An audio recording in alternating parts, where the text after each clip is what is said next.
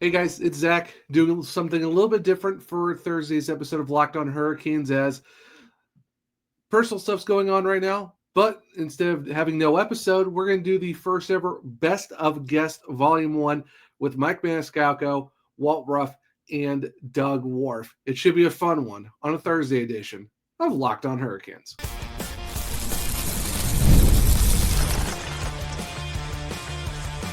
You're Locked On Hurricanes, your daily podcast on the Carolina Hurricanes. Part of the Locked On Podcast Network, your team every day. Welcome to the Thursday edition of Locked On Hurricanes, your team every day, part of the Locked On Podcast Network, now the #1 sports podcast network. I'm your host, Zach Martin, credential Carolina Hurricanes beat writer over at the Hockey Bears, also the co-host of the Searchcast, which is a weekly Carolina Hurricanes podcast, along with all my duties here at Locked On Hurricanes. Sorry for not having a normal Thursday episode, as we should be previewing the Hurricanes against the Capitals, but stuff has come up. So unfortunately, not a normal episode, but instead of, like I said, having nothing for you guys on this Thursday, we're going to do the first ever Best of Guests, and this is Volume 1. Like I said, we're going to start with Walt Ruff, then we're going to go into Doug Warf, and then we're going to go into Mike Maniscalo. 3 segments, different parts of those shows with those guys. So without further ado, let's jump into that right now with Walt Ruff. He's the Canes editorial content producer and team reporter and host of the Storm Report. I am super excited to have Walt Ruff back on the show once again. Walt, how are you doing? And thank you for taking the time to talk to me today. Of course, Zach. Thank you very much for the kind intro, and thank you for having me on. It's a fun time of year, and looking forward to discussing everything that we will together here today. Yes, we definitely will. So we're going to be talking about, the stuff that Walt kind of knows throughout the preseason. We're going to talk about some roster cuts because we're now down to 26 after a massive exodus of guys going towards Chicago. And then we're going to be doing some look-aheads and rapid-fire questions. But before we jump into all of that stuff today on this episode, today's episode is brought to you by FanDuel. Download the FanDuel app now by visiting FanDuel.com and win $300 in bonus bets if your first $5 bet wins. So, Walt, we are now officially 5 preseason games through, 1 left. We're so much closer to the start of the regular season. I don't know about you, but I'm ready to stop talking about speculations and who's making rosters and what lines are going to look like and just talk about actual games. But for you, how has it been, the last, couple weeks going through this whirlwind of like 2-a-day practices, 5 preseason games, back-to-backs, and all of that stuff over the last few days? Yeah, it's certainly a busy time. It's fun. It's tiring, but it's it's good to do things that you love because it makes it all worth it, right? And I know that a lot of people, just like you and I, are looking forward to the games really mattering, and like you mentioned, we are that much closer. So excited for next Thursday here at Lenovo Center. I know we've got a week until then, and a lot could happen. A lot is going to happen, but we are much closer than we were 2 weeks ago, and I'm very grateful for that. Yes, no, definitely. It's crazy the thing that was just that couple weeks ago. We're like, all right, we got started first day of on-ice stuff at camp. You're figuring out who's going to be 2C, who's going to be on the wing, what are defensive pairings looking like. And then it's like, you see it that, some guys have been a lot more runway on some positions. We still haven't seen a lot of guys in practices or early preseason games. And for you, I know it seems like the Rod Brind'Amour and the staff aren't really too concerned. And for you, why do you think it's not much of a concern, the fact we haven't seen a Jacob Slavin or a Jalen Chatfield kind of being part of practices and preseason games and stuff like that? Yeah, I'm glad you brought that up because that has been a huge part of the team's training camp, right? No one could have predicted on day one that we weren't going to see Jacob Slavin. We saw Jalen Chatfield disappear for a week. We had a couple of guys in no contact jerseys. So it has been a huge storyline. But why I think the coaching staff isn't concerned is because thankfully, and knock on wood, these injuries don't seem very severe. It's just precautionary that these guys are going to work their way toward October 9th in comparison to playing in a meaningless game on September 28th or 29th or whatever the preseason dates were. They want to make sure they're good to go for games 1 through 82 and beyond, and just not risking anything this time of year. Yeah, and I've been saying that too. It's like if they feel like they're going to be okay for opening night, then you kind of have to be like, okay, it is what it is. That's what the team is saying. And you said it perfectly too, and I even talked to Mike Maniscalo about it. It's like, why would you want to rush Jacob Slavin and Jalen Chatfield back? You know they're going to be good. Like, you don't have to worry about them learning a system. It's basically just trying to get them healthy and be ready to go for night one. But someone that I do wonder about, that I think we haven't really heard very much of, and I know people are kind of like, okay, what's going on with this situation? Keandre Miller. It's one of those things where it's, you got a new guy coming in, has to learn the system. You just gave him, a good, decent sized contract, but not much has been said about him. Like, for you, is there anything going on that maybe fans should know about, or is it just like, what's the situation going on with Miller that we're just kind of like, where are we at this point, coming as we get closer to opening night? Yeah, I think you brought up a great point there, Zach, and that's really what it boils down to. If Keandre Miller were in his third or fourth year with the team, like a guy like Jalen Chatfield, where he didn't need to be on the ice to learn the systems, we probably wouldn't be seeing him either. But it's good that we have seen a lot of Keandre Miller. Yes, most of it was in a yellow non-contact jersey. On Monday and Tuesday of this week, he skated in a regular jersey, which is certainly encouraging. The team was just taking a slow ball approach. He had off-season upper body surgery for an injury that he suffered with the Rangers at the end of last year. And it was trying to find that happy medium of having him on the ice, learning what goes on, and still protecting his health at the same time. You're right, we haven't seen him in a preseason game yet. I don't have a ton of concern there. Maybe we'll see him Saturday afternoon in Nashville. Rod Brind'Amour has said that he would like for that to be the case, but also if you, again, elect to play it cautiously and he doesn't skate until next Thursday, he's a multi-season NHL veteran. He'll be able to adapt on the fly. So I don't have a ton of concern there. I think they're just playing the cautious approach because, like you said, it's a very long investment for the organization, and they want to make sure that they don't lose a significant chunk of time for, again, training camp practices or a preseason game. Yeah, no, I completely agree 100%. It's like, if we saw with what happened to a bunch of teams last year. Colorado lost. I think they led to man games lost, and then with the Hurricanes, unfortunately lose Jesper Foss in the last game of the regular season in a meaningless whatever 2 seasons ago, and now he's an advisor for the Hurricanes. It was just so great to see that he's with the new organization still. But yeah, it's injuries happen. Like, we see a lot of guys recently, like Barkov's out for the whole season now. He got hurt in a practice. Like, that's you hate that. You don't want to be that.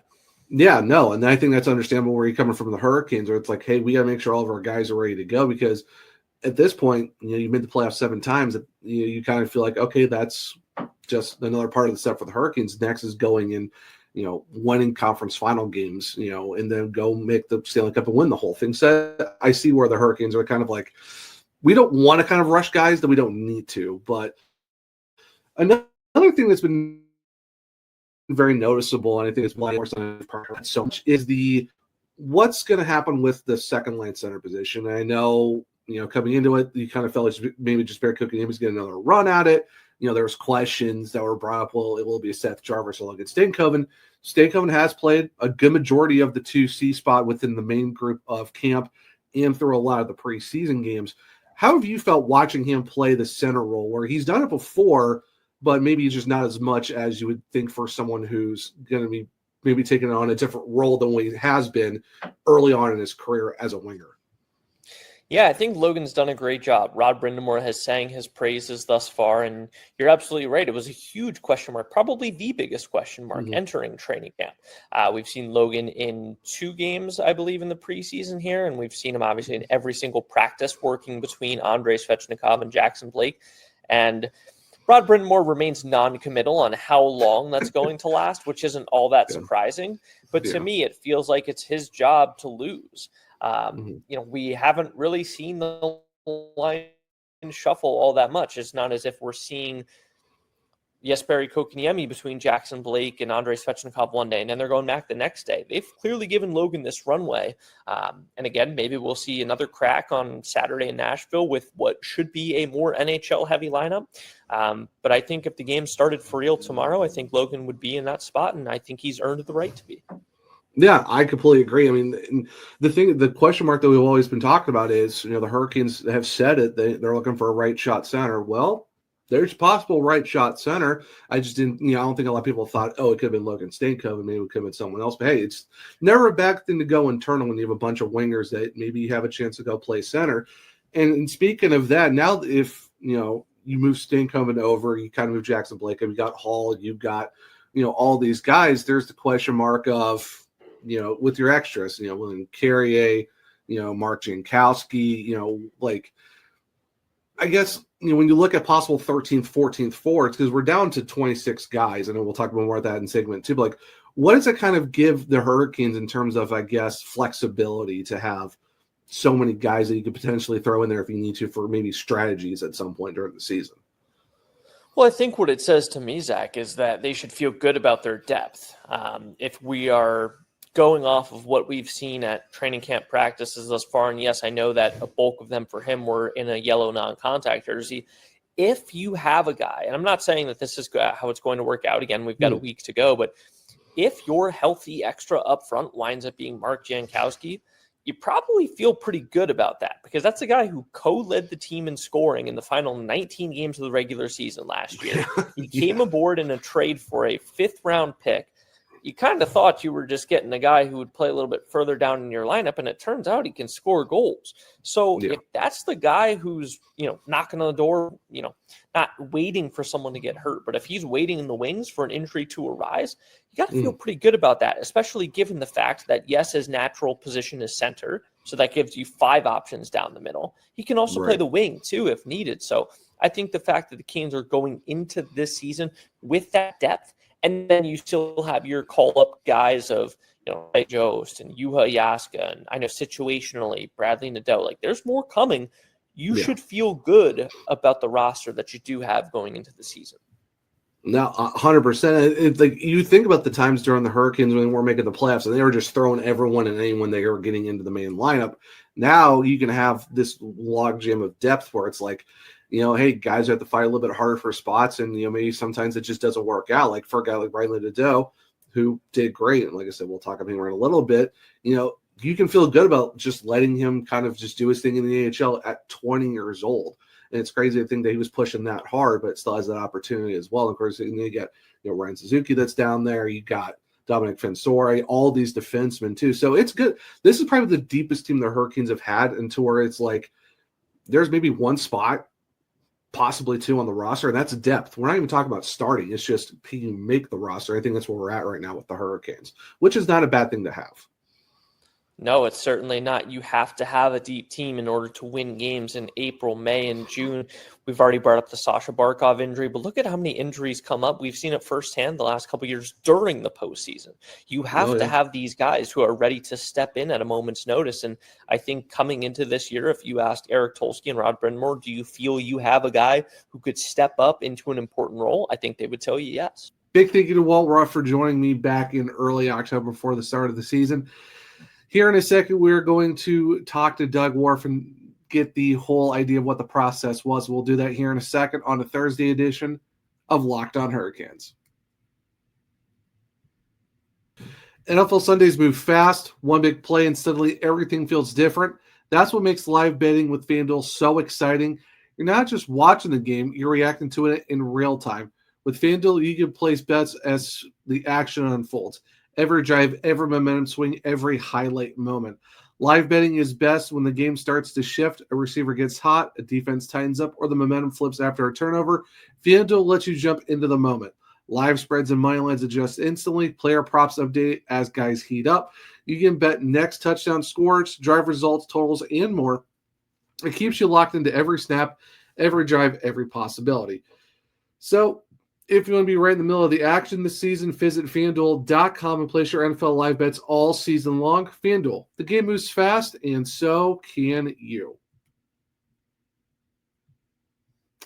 Welcome back to segment 2 of Locked On Hurricanes, your team every day. And thank you for making Locked On Hurricanes your first listen today. And thank you for making Locked On the #1 sports podcast network.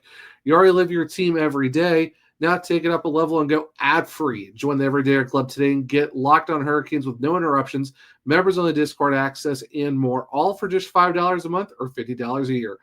Go check out the link in the show notes to learn more. And without further ado, let's jump into the interview with Doug Warf as we talk about the process of basically developing new jerseys and get that rolling before they come into their new cycle. Let's jump into that right now. I am with President of the Carolina Hurricanes, Doug Warf. We kind of started talking about the fresh look, all the stuff that's kind of in the elements of the jersey. We did touch on it a little bit, but I want to get your thoughts, or like, I guess maybe for people who don't know, because you said you started this out a year in advance, and I know Jack, one of the social graphic media people, showed a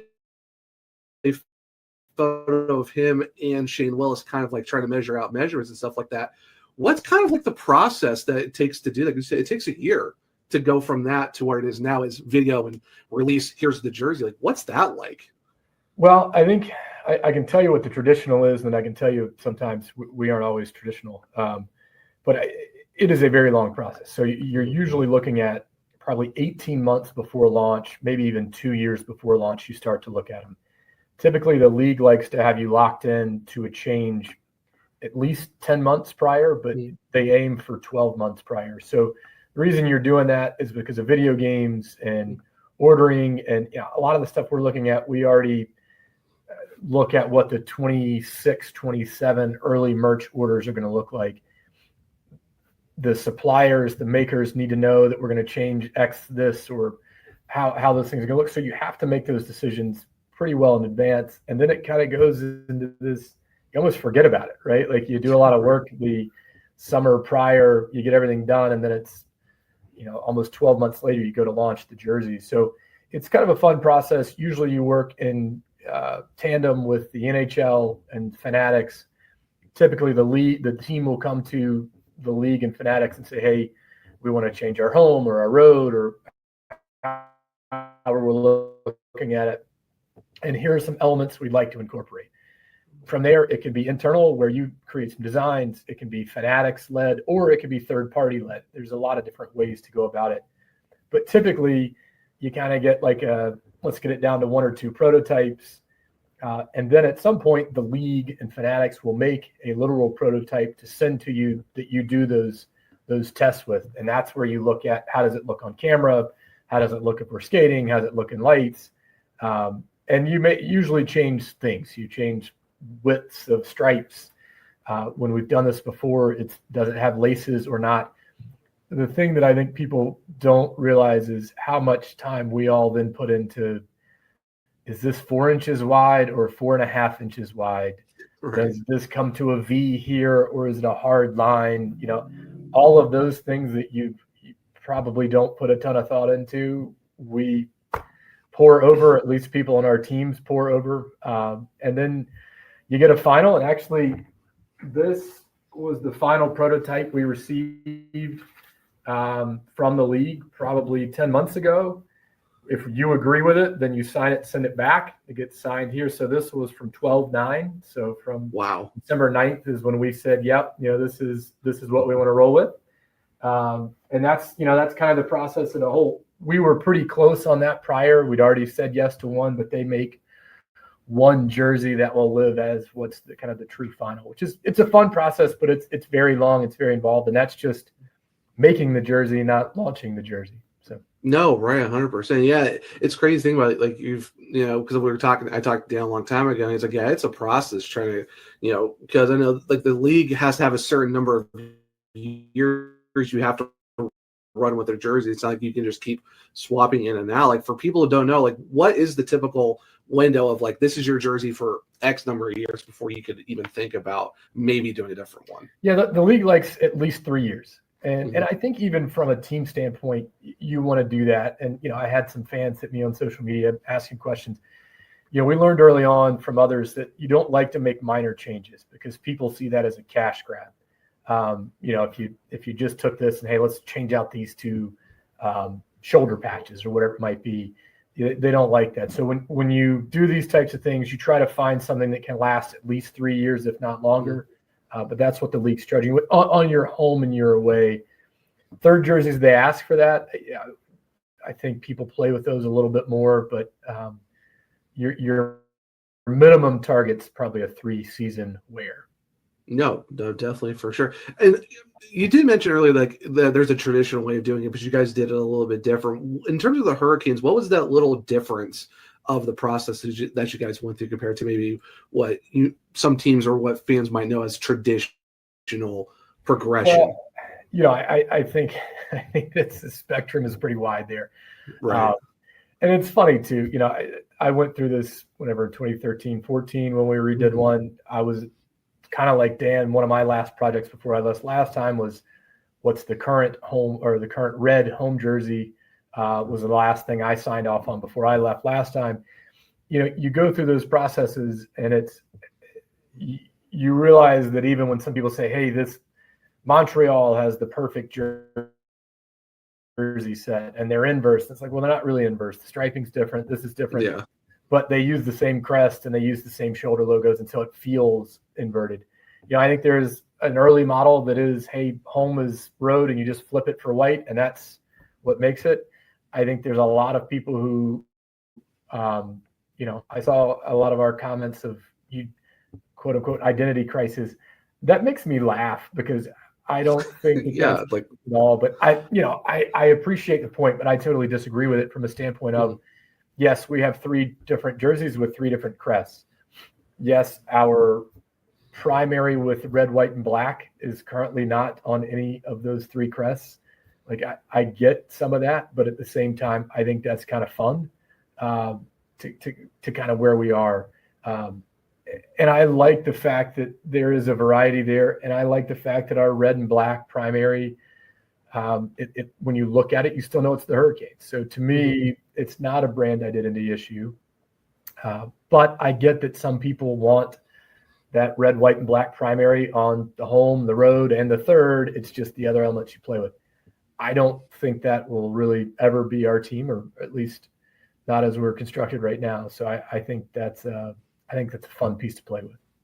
Yeah, I completely agree. And like you said, it's the Hurricanes do things differently. With, like you said, with how you guys are constructed with Tom Dunn as the owner, you as president, you got Eric Tolsky's the GM, Rod Burns, our head coach. It's been a different, kind of like an energy or like just an aura around the team. They want to do stuff differently, and you guys do that. And I know some people mentioned like, oh, why is the logo red and white? And it's kind of like, well, if you do it a certain way, then you're kind of, maybe you're almost looking like another team and stuff like that. You kind of want to have your own identity, and it makes sense of why you want to do something like that. But I mean, and the thing I really like about these jerseys is like the originals, they stood out so well, but these ones, and I know you've mentioned it too, the logos and the red accents and the black pop off so much more on the white. Like, what for you, like, what about just that change from the black jersey to the white just brought these colors out so much with the stripes and the logo and the nameplates and all that? It's a great question. And I think it's one of the things, I think when you see it in person, it really jumps, and I know it's always hard when you're seeing something in a video for the first time. And, I laughed, when we did some of the teasers, there are already people saying, I hate it. And it's like, you don't even know what it is. How can you hate it? And they just hate change. And I get that idea. But when you see these in person, the red and black logo just jumps off of the crisp white background. And I think it really gives this really nice contrast. And I liked the red and black logo itself when it was on the black Stadium Series jersey, but it blended so much. It was just dark. It looked menacing. I think with this jersey, it really is almost more of a bright pop. It's like a light in your face. And I think that's going to be kind of cool. I think when people see it on the ice, I think all of our fans are going to love it because it really has this nice element to it of a really stark contrast, which is odd because you think about if we had white in the middle of the logo like we do with our primary, you'd think, all right, well, that becomes the focal point, but the full logo becomes the focal point when contrasted against a white background when it's in the two-tone. Yeah, no, I completely 100%. Yeah, it's as confusing as possible as I said it, Zach. I'm sorry. No, you're good. No, it makes sense because like when you look at, like you said, with the original Stames jerseys, it was just red and black and it blended in. If you did the red and white logo, well, then it's just the reverse effect that it just blends in with the rest of the jersey. So like you said, you go two-tone black, red, it just pops off more. So I totally agree, and it makes a lot of sense because now you're drawing the focal point and it just jumps out at you. So no, totally agree with that. Big thank you to then President Doug Warf talking about the process of, how far in advance you have to do the jerseys and mock-ups and all that stuff and be able to show the jersey too, which was really cool. So we are going to jump into the previous season with Mike Maniscalo, and this was when the team got into Winnipeg the night before they played the Winnipeg Jets. This is like 53 games into the 24-25 season. So we're going to harken back to last year, get Mike's thoughts on the Hurricanes team then, here in a second, on a Thursday edition of Locked On Hurricanes. The holidays are amazing, but they can also get overwhelming fast. Travel, gifts, parties, year-end expenses. It's really easy to lose track of your money this time of year. And that's exactly why Monarch has become such a game changer for me. If you want to keep our finances under control this holiday season, you need to be using Monarch. Rated Wall Street Journal's best budgeting app of 2025, Monarch is an all-in-one personal finance tool that brings your entire financial life together in one clean, simple dashboard. The holiday spending category can become a lifesaver. You can see exactly what's left in your gift and travel budget in real time, and it's great for couples. Shared dashboards, shared goals, and fewer wait. How much do we spend? Conversations. Don't let the financial opportunity slip through the cracks. Use code LOCKEDONNHL at monarch.com in your browser for half off your first year. That's 50% off your first year at monarch.com with the code LOCKEDONNHL. Welcome back to segment 3 of Locked On Hurricanes, your team every day. Without further ado, let's jump into the conversation with Mike Maniscalo last season during the 24-25 season after 53 games before the Canes played at the Winnipeg Jets. Ask you, so we're 53 games into the season. We got 3 games left before the Four Nations break. We kind of talked about in the preseason, where we're looking at for the Hurricanes. While they might have taken a slight step back, this is still a playoff team, and right now, it seems like they almost have second place locked in. Playoffs, obviously, for sure. What has, we'll talk about individual players, but overall, what has stood out to you for this Carolina Hurricanes team with the guys they've lost, but the guys they've also brought in and just kind of found a way to, exceed whatever expectations people had of them completely fallen off the map, but they clearly haven't. Haven't changed how they play one iota. I mean, that's it. When you when you think about it, your roster is 23 guys, but technically you're dressing 20 players. You've got your 12 forwards, your 6 defensemen, 2 goalies. Mm-hmm. They replaced a quarter of their roster from last year. And you wouldn't know it with the way that they started the year, the way that they played. December, they did the cha-cha. They'd win one, they'd lose one, one step forward, one step back. But then they come out and they rip off 10 wins in January. That, for me, is if we're looking at this as a whole, this is how the Carolina Hurricanes play hockey. This is their identity under Rod Brind'Amour. This is how the core of this team plays, and that doesn't change based on who's wearing the uniform. What they're expected and how they're expected to play is how they play every single night. And when they get to that game, they're one of the best teams in the league. Yeah, no, 100%. And we're not even talking about the additions of Rantanen and Hall, which we'll get to here in a little bit. But you look at the additions of an Eric Robinson, Jack Roslovic, Sean Walker, Shane Gostisbehere. I know me and you talked about before the Preds, preseason game when talk about, we were both excited for Jack Roslovic, and maybe he's cooled off maybe a little bit, but overall though, what a career season for him that he's been playing right now. What's really impressed you overall, just Jack Roslovic kind of fitting into the system so well? I think that he has found that niche of being able to be a shooter. His shot, I think, is incredibly underrated throughout the league. And he has shown that he doesn't need much room to get it off. And if you would have told me, and by no means is this a slight, but if you would have told me that the Canes were going to get 18 goals for the full season out of Jack Roslovic for the contract they signed him to, I'm like, sign me up for that. That's right. That's that secondary scoring, or however, depth scoring, as we like to use now in all the catchphrases. That's the depth scoring that you need. Well, right. He's got 18. He's got 18 right now, and he's going to have 28 games after the Four Nations break, 27 games after the Four Nations to add to that total. So right. I mean, if he gets 25, I mean, that's outstanding for the Canes. But I look at what he's chipped in right now, and you brought up Eric Robinson, and I don't want to steal questions from you, but no, he's a guy. Go ahead. he's a guy who's fit right in. I mean, he's going to have a career best season. 100% with the Carolina Hurricanes. He's already tied his career best in goals with 12. Mm-hmm. The assists are going to come for him too because of where he can play. And what I love about Eric Robinson, he's one of these Rod Brind'Amour type players that he likes to coach, which is he can move him up and down the lineup and not worry about how Eric Robinson's going to play. Straightforward speed, way faster than I think any of us in Carolina thought he was. Oh, yeah. In the brief times that we saw him play in Columbus, or in Buffalo before that. But the speed, the size, the fact that he is pretty dogged on the puck as a forechecker, he fits in with everything. And again, it goes back to the whole picture. The guys that they added, who they had to replace, there hasn't been much of a lag time for these to catch up. And often you don't say that. I mean, look at what Stefan Nason is doing in New Jersey. Yeah. And he was a fourth liner for Carolina. I know Rod doesn't number his lines. So, we don't say that here. but he wasn't necessarily playing top line minutes, but you could move him up. Well, Eric Robinson and Jack Roslovic have taken that role. It's maybe not to the power play production that Stefan Nason was able to provide, but the 5-on-5 play has clearly been there. Robinson doesn't see the power play, but penalty killing, he's gone over the boards. Roslovic sees time on that second power play, and that's what stands out to me. And then what the Canes get out of those forwards and what they're asked to do, it's not an easy game for Carolina. Everybody sits here and says, what makes them so different? The way they play defense, it starts in their own end first. A lot of teams are like, oh, it's offense first now. We got to go get our offense in this league. Well, the Canes score a ton of goals. It's all predicated on how they play in their end first.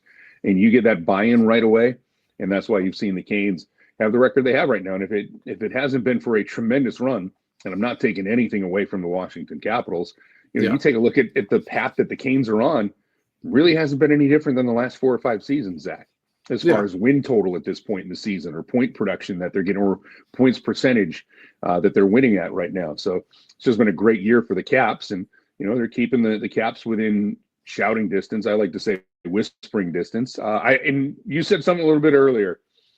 I am not superstitious or whatever. I don't believe in anything. But when you're like, right. Oh, they got second wrapped up. There's a whole hell of a lot of hockey left to be played. Oh yeah, there is for sure. Top three, and that's what I thought this team was going to be. I knew they were going to be. I knew they were going to be a playoff team. The question is, where do they finish 1, 2, or 3 in the Metro Division? Yeah, no, 100%. Yeah, and I'm hoping for top 3 as well. I'm just feeling really optimistic about how they're playing so far for a second, for sure. And you talk about guys that kind of bought in and kind of worked their way. And you mentioned to me before, in passing, and stuff like that. But Jackson Blake, for the fact of what he's done in his rookie season, 3rd in goal scoring, and Rod is never, and you've said this, Rod is never someone who's going to just give it to you. You have to work hard for it. Yeah. And Jackson Blake, it's definitely worked hard for. What has impressed you with this rookie so far, for the fact that he starts on the 4th line, goes up to the 2nd, now is playing with Aho and Ranton, and ends you've seen it for the last few games now, even against the Kings. He is fitting in really well with that top line and kind of showing that he's a sneaky good scorer. If once everything clicks, and what you and Shane talked about on the other show, is that once that line's going, watch out. Yeah, what impressed me about Jackson Blake is, and the answer is he's got no fear to his game, meaning I don't think that the stage is too big for him in his rookie year. And you're seeing more and more guys who come in at 18, 19, and they're able to play right away. That never used to be the case, Zach. Yeah. Now you're starting to get that. And Jackson Blake's a little bit more seasoned than that because of his time spent at North Dakota and playing college hockey. And that's a whole nother show for another day. But the fact that he is willing to try spin moves on defensemen like Drew Doughty, or that he's not afraid to cut to the front of the net on defensemen like Darnell Nurse, guys who've been doing it for years in the league.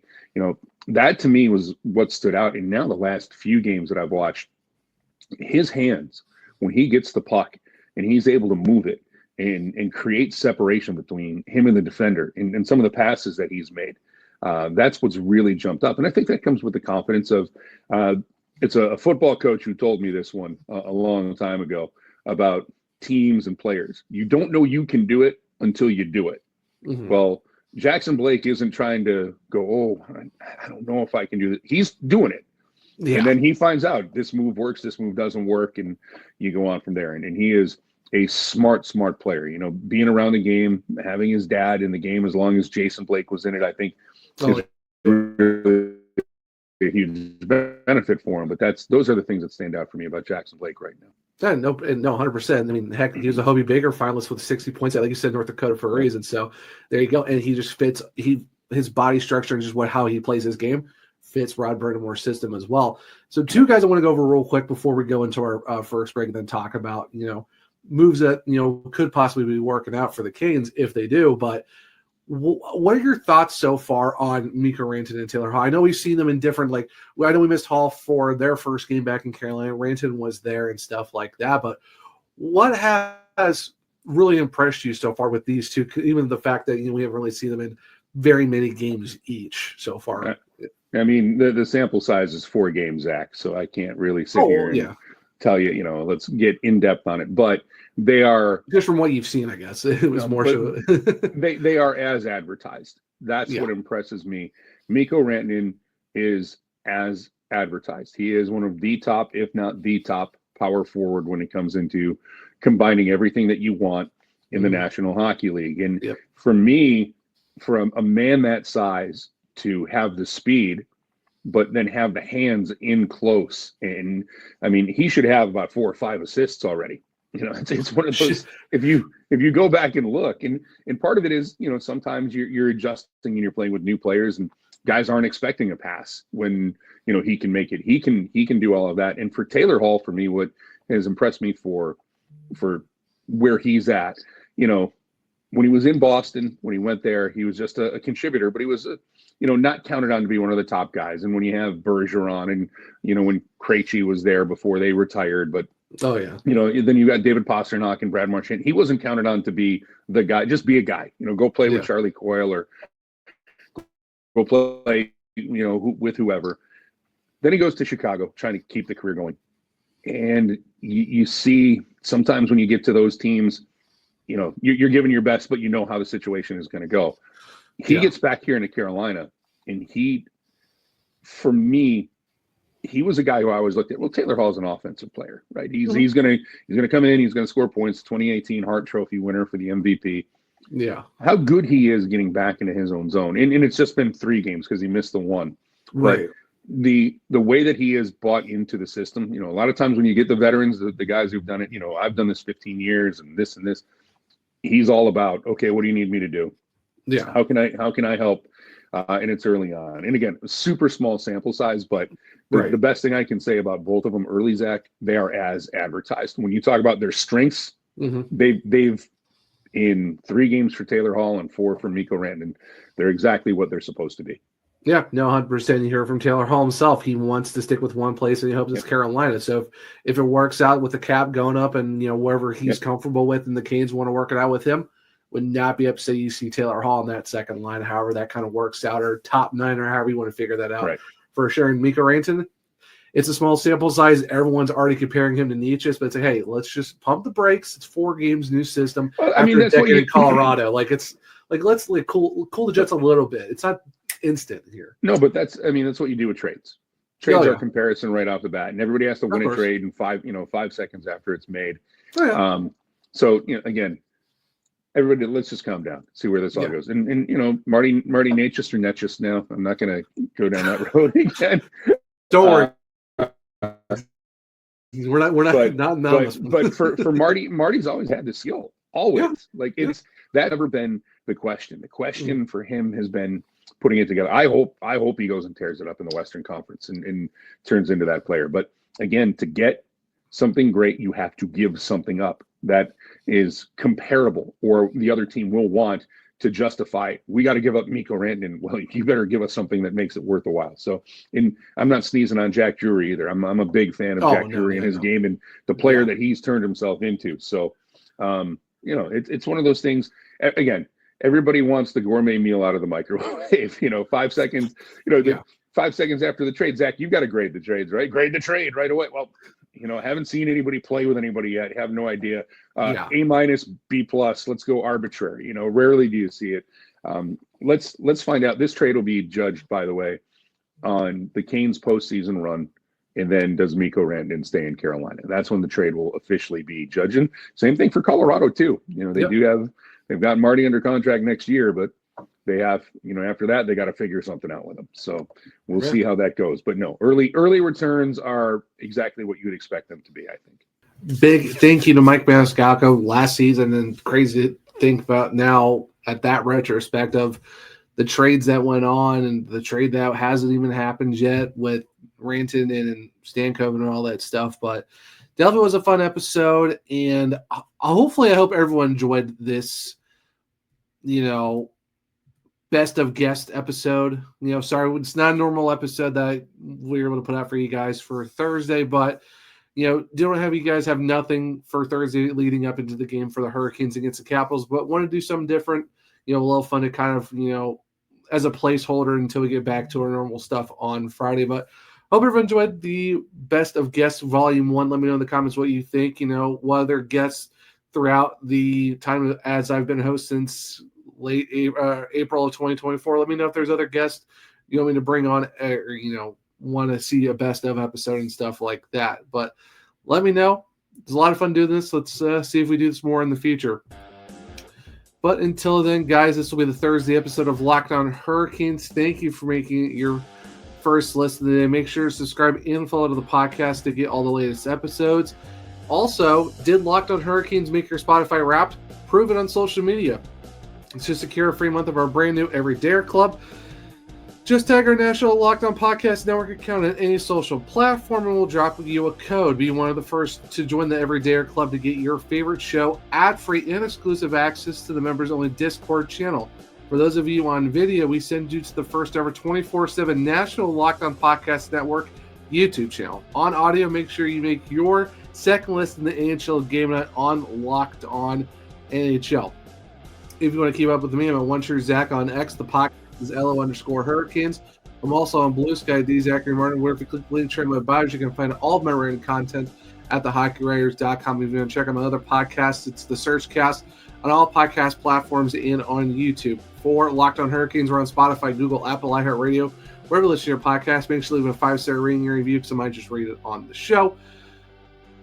For YouTube, it's Locked On Hurricanes. Subscribe, hit the bell notification so you don't miss a show. Hit the thumbs up to let me know if you like the show as well. Share with other Canucks to become everydayers just like you. But hope everyone enjoyed the Thursday best of episode of Locked On Hurricanes. Enjoy your Thursday and have fun watching your Hurricanes take on the Washington Capitals. And until next time, as always, let's go Canes.